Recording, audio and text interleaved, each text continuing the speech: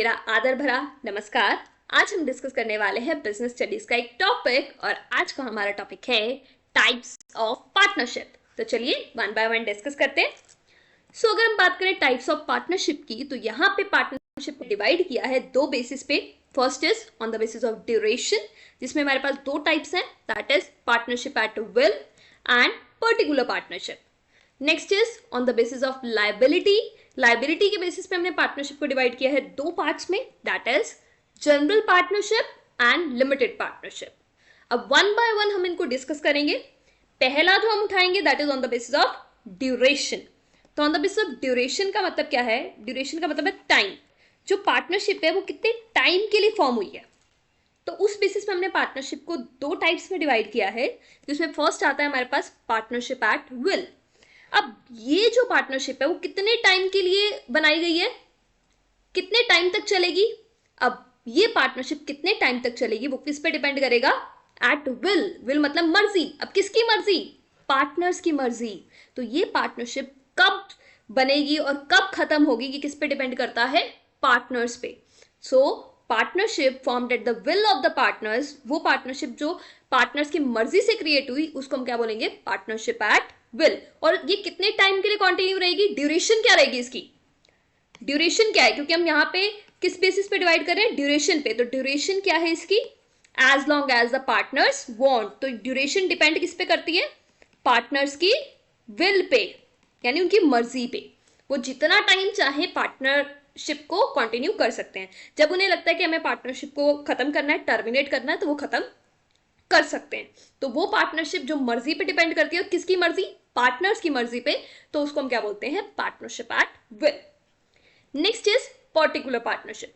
Particular partnership में क्या है? जो ड्यूरेशन है यानी जो टाइम है पार्टनरशिप का वो क्या है? फिक्स्ड है। वो क्या है? फिक्स्ड है। पर्टिकुलर नाम से क्लियर। पर्टिकुलर, पर्टिकुलर मतलब एक कहते हैं ना पर्टिकुलर समय के लिए। तो यहाँ पे जो ड्यूरेशन है वो फिक्स है। अब नाउ द क्वेश्चन इज किस बेसिस पे फिक्स है? अब ये जो फिक्सेशन है ये दो तरीके से हो सकती है, या तो एक पर्टिकुलर पर्पस के लिए,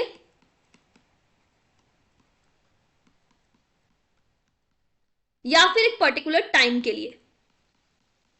अब लाइक फॉर एग्जाम्पल हमने बोला कि हम पार्टनरशिप कर रहे हैं फॉर 2 years, तो अब पार्टनरशिप स्टार्ट कब होगी?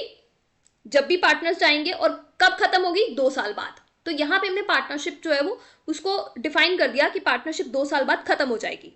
या फिर ऐसा हो सकता है पर्टिकुलर पर्पस के लिए, यानी हमने जो पार्टनरशिप फॉर्म की है वो एक पर्टिकुलर पर्पस के लिए की है। लाइक फॉर एग्जाम्पल हमने पार्टनरशिप की एक बिल्डिंग को बनाने के लिए, तो जब बिल्डिंग खत्म हो जाएगी यानी जब बिल्डिंग बन जाएगी तो पार्टनरशिप खत्म हो जाएगी।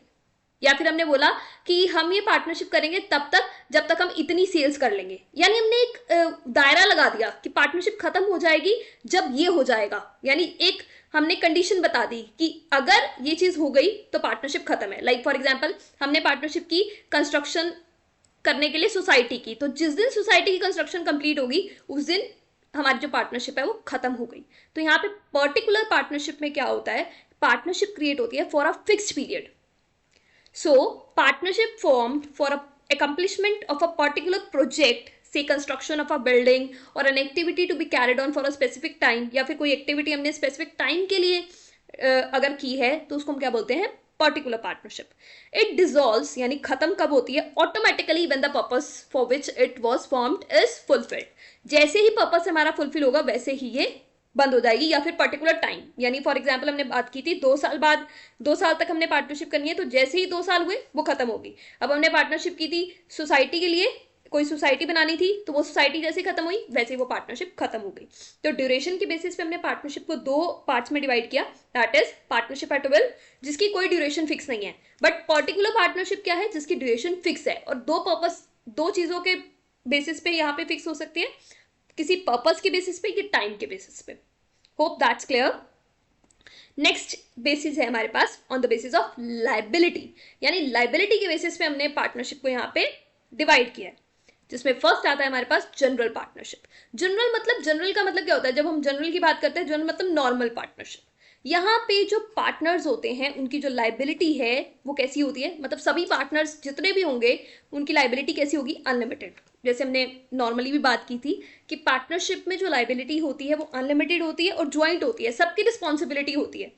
अनलिमिटेड का मतलब क्या होता है कि पार्टनर की रिस्पॉन्सिबिलिटी है कि जितने भी डेट है यानी जितना भी कर्जा है बिजनेस का वो उसको पे करना ही है, चाहे वो बिजनेस के एसेट से करे चाहे वो अपने एसेट से करे, उसकी पर्सनल रिस्पॉन्सिबिलिटी होती है।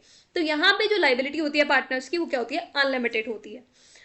और नेक्स्ट हम बात करें यहाँ पे मैनेजमेंट की। मैनेजमेंट मतलब यहाँ पे डिसीजंस कौन लेता है, पावर किसके हाथ में रहती है, तो आंसर इज जब सबकी लाइबिलिटी यहाँ पे अनलिमिटेड है, सबके ऊपर भार है, तो मैनेजमेंट कौन करेगा, सभी पार्टनर्स। तो मैनेजमेंट कौन करता है, all partners, all partners. Okay, तो यहां पे बेसिकली क्या है कि मैनेजमेंट सभी करेंगे और कोई भी एक पार्टनर डिसीजन लेता है तो उसका जो इंपैक्ट है, उसका जो असर है वो सभी पार्टनर्स पे होगा। Next is registration. अगर हम रजिस्ट्रेशन की बात करें तो इस टाइप के पार्टनरशिप में जो रजिस्ट्रेशन है वो ऑप्शनल है, बिकॉज सारे पार्टनर्स एक ही तरीके के हैं और सभी पार्टनर्स की जो लायबिलिटी है वो अनलिमिटेड है, तो यहाँ पे रजिस्ट्रेशन कराना जो है वो ऑप्शनल है। Okay, next is existence. अगर हम एग्जिस्टेंस की बात करें यानी पार्टनरशिप जो है वो कैसे रहेगी, अगर किसी पार्टनर की डेथ हो जाती है या इंसॉल्वेंसी हो जाती है या रिटायरमेंट हो जाती है तो क्या पार्टनरशिप पे फर्क पड़ेगा, द आंसर इज यस। ये जनरल पार्टनरशिप है, नॉर्मल वाली, जैसे हमने बात की थी कि कोई भी पार्टनर अगर चला जाता है बिजनेस से तो जो एग्रीमेंट है वो खत्म हो जाता है। अगर बाकी पार्टनर्स चाहते हैं कि उनको बिजनेस कंटिन्यू करना है तो उनको नया एग्रीमेंट बनाना पड़ेगा। तो यहाँ पे एग्जिस्टेंस जो है वो इंपैक्ट होती है, बिकॉज सारे पार्टनर्स ही इंपॉर्टेंट हैं, सारे पार्टनर्स की लाइबिलिटी अनलिमिटेड, अगर एक भी पार्टनर जाएगा तो फर्म की एग्जिस्टेंस पे फर्क पड़ेगा।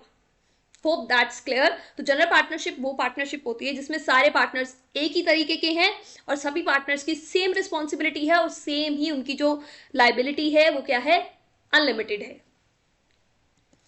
Next is limited partnership. नाम से क्लियर है, यहाँ पे कोई पार्टनर ऐसा भी होगा जिसकी जो लाइबिलिटी है वो लिमिटेड होगी। तो ये जो पार्टनरशिप है यहाँ पे दो तरीके के पार्टनर्स देखे जाते हैं, दैट इज जनरल पार्टनर। यहाँ पे दो तरीके के पार्टनर हैं, जनरल पार्टनर, अनलिमिटेड पार्टनर। ऐसा भी होता है किसी पार्टनर की लाइबिलिटी लिमिटेड भी हो सकती है, द आंसर इज यस।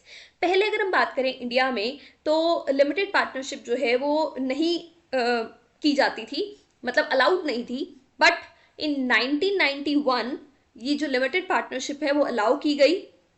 और लिमिटेड पार्टनरशिप के अंदर क्या होता है, दो पार्टनर्स होते हैं, जनरल पार्टनर, जनरल मतलब नॉर्मल पार्टनर, नॉर्मल पार्टनर कौन सा, जैसे हमने बात की जिसकी लाइबिलिटी अनलिमिटेड होती है, और लिमिटेड पार्टनर नाम से क्लियर है जिसकी लाइबिलिटी क्या होगी, लिमिटेड, बिकॉज यहाँ पे हम लाइबिलिटी के बेसिस पे ही क्या कर रहे हैं, डिफ्रेंशिएट कर रहे हैं।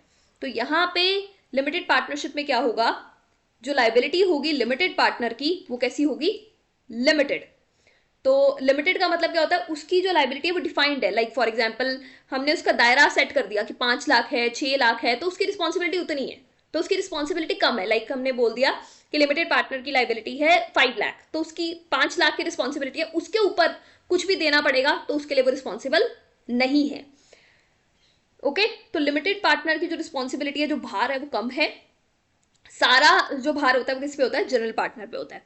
तो लिमिटेड पार्टनरशिप में एक बड़ी इंपॉर्टेंट बात है, जो भी लिमिटेड पार्टनरशिप होगी उसमें एक मेंबर तो अनलिमिटेड होना ही चाहिए, यानी जो भी लिमिटेड पार्टनरशिप होगी उसमें एक जनरल पार्टनर का होना जरूरी है, बिकॉज जो हमारी पार्टनरशिप होती है उसमें नॉर्मली जो लाइबिलिटी होती है वो कैसी होती है, अनलिमिटेड। तो अगर कोई पार्टनरशिप हो रही है तो उस पार्टनरशिप में एक जनरल पार्टनर का होना जरूरी है, मतलब सारे पार्टनर्स लिमिटेड नहीं हो सकते, एटलीस्ट एक पार्टनर जो है वो लिमिटेड जो है वो जनरल पार्टनर होगा, यानी वो पार्टनर होगा जिसकी लाइबिलिटी क्या है, अनलिमिटेड है, मतलब सारा जो रिस्पॉन्सिबिलिटी है वो जनरल पार्टनर पे रहेगी यहाँ पे।